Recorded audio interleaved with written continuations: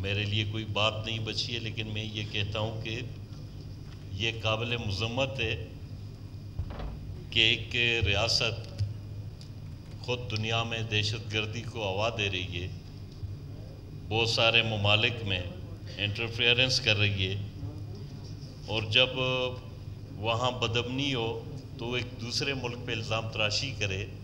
میں سمجھتا ہوں کہ یہ دنیا کو بیوقوف بنانے کی ایک چال ہے۔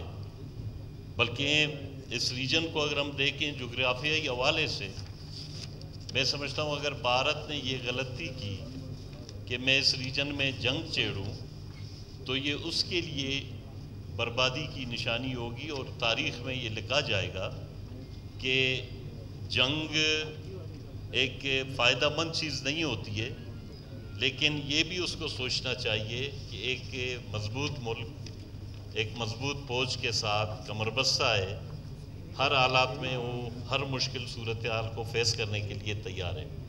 بلکہ ہم سمجھتے ہیں کہ ہماری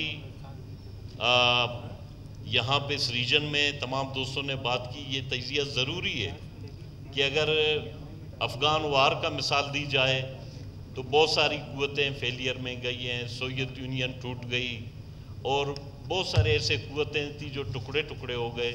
تو میں سمجھتا ہوں کہ یہ بھارت کے لیے بھی اسی طرح کا کوئی ریزلٹ ہوگا۔ Thank you. تھینک یو رحمت صالح بلوچ صاحب۔